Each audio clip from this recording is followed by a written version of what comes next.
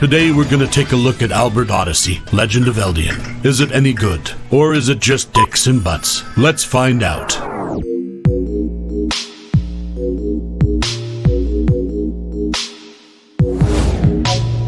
Before we get into it, I just wanted to say I played my copy of Albert Odyssey on the Sega Saturn core Kronos in Retroarch. I increased the resolution, mapped the D-pad to the analog stick. I added a filter, increased the gameplay speed, and increased the CPU speed. Please remember that this changes what it was like playing it back in 1996 on the original hardware. A lot of the cons about the game are fixed through emulation, which we'll discuss later on in the video. And with that out of the way, let's get gaming. Let's go all the way back to 1990 for a minute. I was 5 years old and it was Christmas. The Super Nintendo was just released. However, my parents had just bought me my first video game console, a normal Nintendo, which is what the kids who just got the far superior SNES called the first generation console. Needless to say, I was lit anyways. 5 years old with no F's to give. Duck hunt gun on my hip, pants full of shit, and love in my eyes. A few years later, my parents bought me a Sega Genesis for passing grade 4. I was always a console behind, it seemed. My friend across the street had a Super Nintendo with the likes of Final Fantasy VI and The Secret of Mana. I had Sonic the Hedgehog. That really made me fall in love with RPGs. RPGs gave me the ability to get lost in strange and amazing worlds away from the stress of school, bullies, parents, work, everything. I was 9 years old, becoming a hero in saving the world from destruction while meeting strange and fascinating characters, creating bonds, and overcoming loss and hardship, all from the comfort of my bedroom. Just me, my old RCA floor model television, the rabbit ears, a last-gen gaming console with the RF adapter end cut off so I could connect it to the screws on the back of the TV. And that was all I needed. I was hooked hard. Over my 3.5 decades here on Earth, I've played as many RPGs as I could get my hands on, but there were some I never had access to. I had forgotten all about the Sega Saturn until I made it to high school and read a friend's issue of Game Fan magazine, issue number 40. And it was a preview of an RPG I had never heard of before, Albert Odyssey, Legend of Eldean. That game has always stuck with me since then in the back of my memories.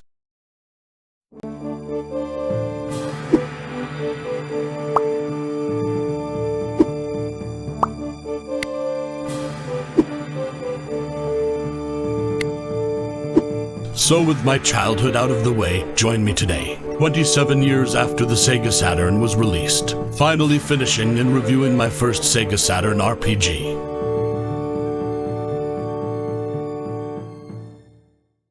Look at all these videos. Subscribe, you fools. Consume thine content, or perish in an unseemly manner. Comment tig biddies or dig bix to help YouTube lambast others with this affront to one's eyes and ears. Prepare yourselves as you are about to witness video game shenanigans at its worst.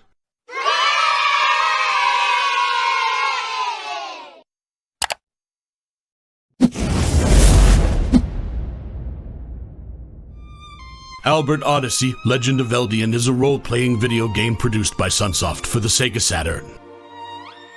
The game was written by Tsuyoshi Matsumoto, designed by Yoshiaki Iwata, composed by Naoki Kodaka, and produced by Kiharu Yoshida. It was originally made for the Super Nintendo and ported to the Saturn late in its development. Released in Japan in August 1996, the game was made available in North America in July 1997 by Working Designs. Gods bless their little souls. Legend of Eldean is the first Albert Odyssey title to be released in English, as well as the first to feature traditional turn-based role-playing elements as opposed to tactical strategy-based gameplay like the other games of its name. It was created as a gaiden or side story to the original titles, and contains backstory, characters, and plot that are independent from earlier games in the series. For all intents and purposes, it's a standalone game. The game follows the adventure of Pike, a teenage boy whose family was brutally murdered by a horde of goblins while still an infant.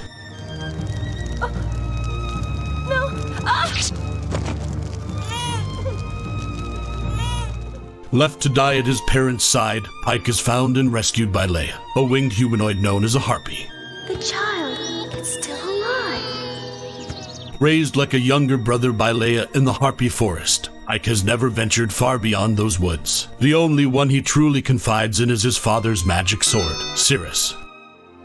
While running an errand for his older sister, Pike and Cirrus are soon happened upon by an evil mage named Belnard, who is on a ruinous quest to collect all the power crystals in the land. During the encounter, Leia is turned to stone.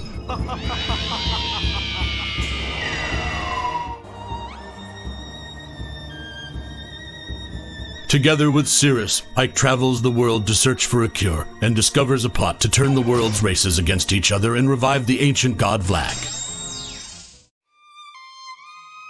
Together with the help of friends he meets along his journey, Pike must prevent the evil's resurrection.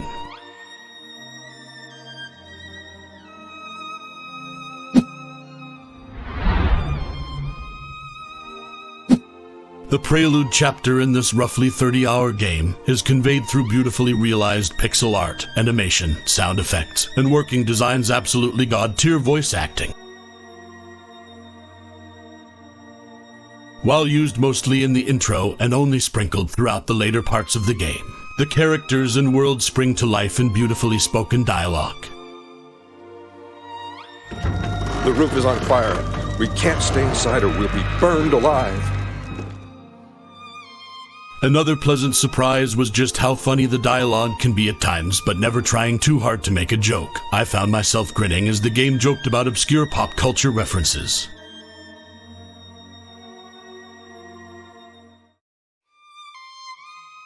Great.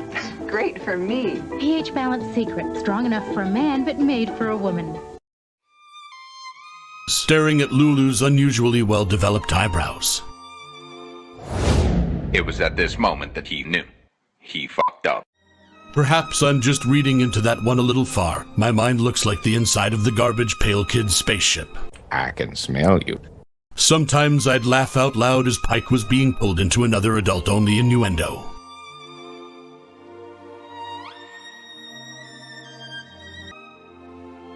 Don't threaten me with a good time. In the end, I kept playing this game just to see more of the story. While nothing amazing, it was funny and the pacing was just right. Watching the characters grow through their interactions, overcoming trials, and helping NPC characters with their own dilemmas felt satisfying.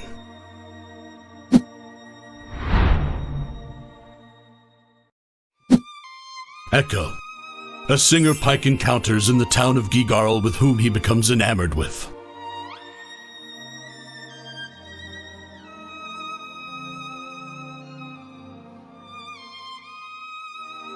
Though emotionally withdrawn due to losing her parents at a young age, Eka finds herself opening up to the courageous and sensitive Pike, vowing to stay with him to the very end.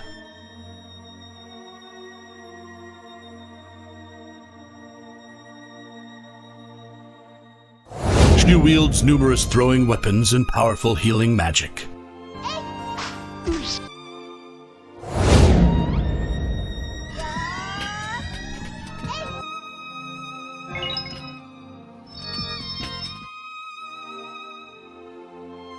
Liu's daughter of the great priest Korras, a monk with an expert command of martial arts and healing abilities. She is dedicated to the priesthood. In the city of Solace, Liu's tends to the healing needs of the people, respected by the people of Solace for her fair and impartial treatment of others. If provoked to battle, she is not shy about using martial arts to inflict pain on her attackers. Liu's is a strong ally.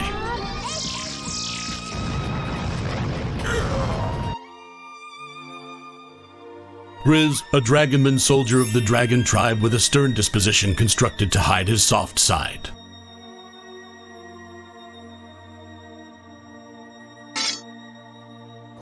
The oldest of the party and the most powerful physical attacker.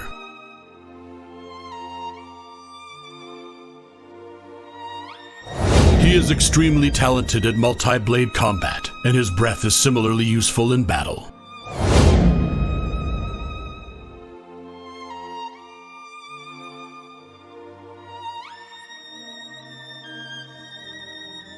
After Pike and his party save his sister, Grizz decides to join Pike as an honorable way to express his gratitude.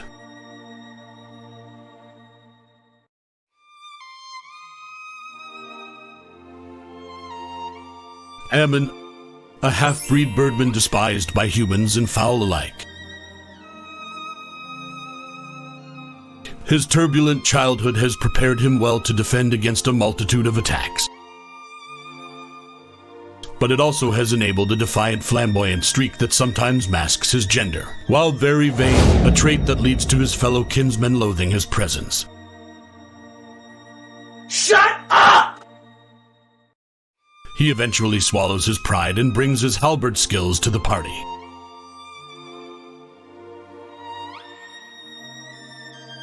Tia, an apprentice magician and granddaughter of a famous sorceress. She is extremely knowledgeable in her study of magic. Powerful attack spells are at her command.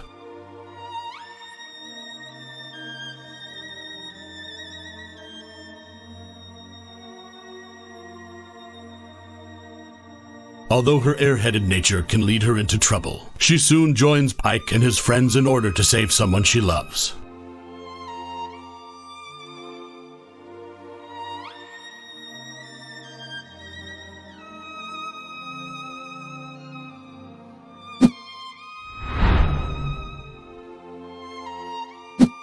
Albert Odyssey consists of 4 basic modes of gameplay: an overworld map, town and dungeon/field maps, a battle screen, and a menu screen.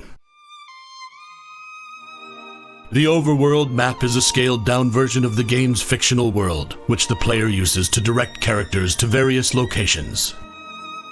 The menu screen is where the player makes such decisions as which equipment they wield and the configuration of the gameplay. It is also used to track experience points and levels. The game's plot develops as the player progresses through towns and dungeons. Some citizens will offer helpful information and others own item or equipment shops that the player can use to buy and sell items. These locations often have pots, barrels, and treasure chests containing items that are used to help the characters survive. Some of the game's dungeons feature puzzles and mazes, although they are not really a main staple of the gameplay and are more of a change of pace here and there throughout the adventure. Battles consist of turns where a player can command Pike and friends to perform various actions to defeat opponents. Combat in Albert Odyssey is menu-based, in which the player selects an action from a menu of options such as attack, magic, defend, runaway, item, and has some special actions such as Grizz's Dragon Breath and Ammon's Eagle Dance.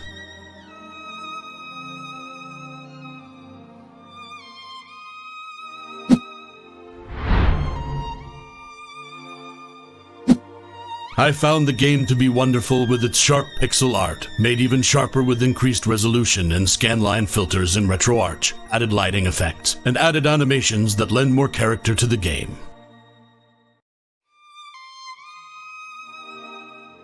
The only real complaint I had with the graphics was the battle HUD, or character portraits specifically, as I feel there was a little much going on with them. It could have been cleaned up a bit to add a more subtle aesthetic, as at this point it just looks convoluted to me.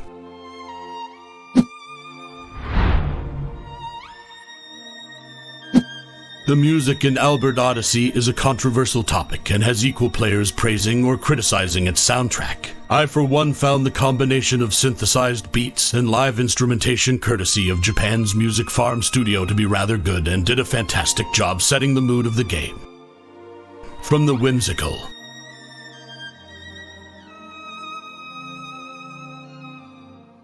the upbeat,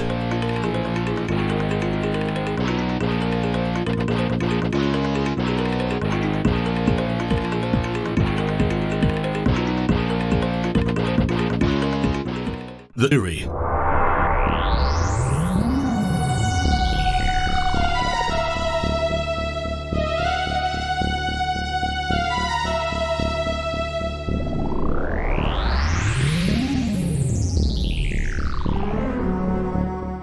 and the somber,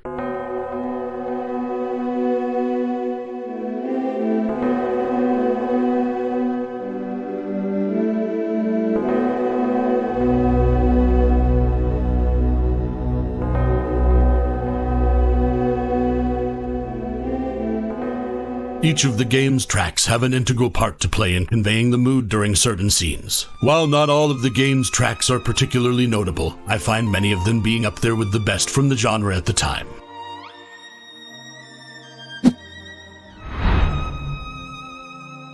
There are spots in the game where if you take a moment to stop and look around, you notice subtle touches that, while not necessary to the game, I do feel is worth mentioning. For instance, in the scene after Pike saves Lulu from certain death, if you look to the right side of the bridge, there is a water ripple animation that gives depth to the scene, showing the support post under the bridge dividing the fast rushing water. Just moments later, Lulu leaves Pike, but before walking south off the screen, she turns around and waves. These are just a few of the small touches I noticed in the game that really help add to the character interactions and storytelling. Working Designs also did some adjustments with the coding as outlined in the game's manual to reduce the loading times of battles, cutting them from upwards of 10 seconds down to 6. They also reduced the frequency of battles by 25 to 35%. Difficulty adjustments, improved menu navigation, descriptive date, and timestamps on save files, character diagonal movement adjustments. Walking was slower while traveling diagonally in the Japanese version, overall walking speed, and numerous positioning and usability improvements.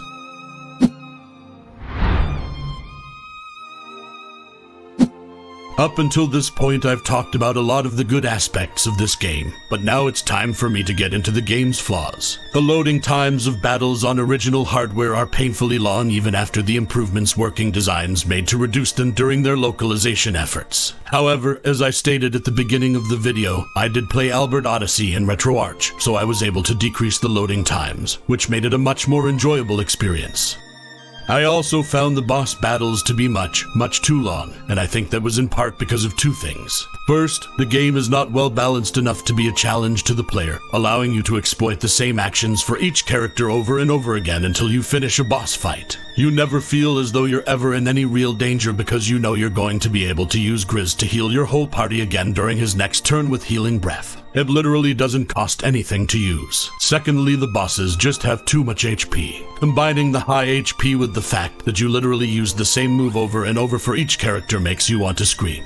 Boss fights are more of a personal time trial to see how long you're willing to sit there to beat the boss just to progress the story more. I feel as though having another mechanic like elemental strengths and weaknesses for characters and enemies would have made for a much different experience. Alas, it was not to be. The final dungeon has some particularly annoying maze portals in which you step on a tile and are transported to different tiles all over the map. Its trial and error mechanic, spanning over multiple floors, was tedious and offered no real advantage or depth to the gameplay.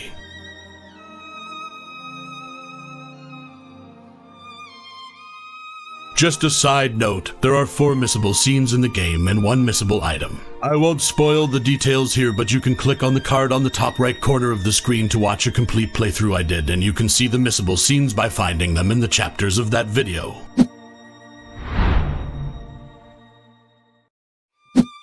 I really enjoyed my time with this game. I think that if you have the means to get your hands on a copy and a means to play it, you should. I set out playing it with the mindset that I wouldn't compare it to the absolute heavy-hitting RPGs that were released at the same time like Final Fantasy VII and Wild Arms 2. If you play this game looking to enjoy some light-hearted story, a solid cast of characters mixed with some funny moments, and an absorbing soundtrack, I think you'll find yourself taking a deep breath as the credits roll, smiling while thinking of the journey that led you to the end of the game, and a feeling of happiness for taking the journey, letting you escape, for at least a little while, the realities of the real world. To me, that's what RPGs have always been about, and Albert Odyssey, Legends of Eldean has done that wonderfully.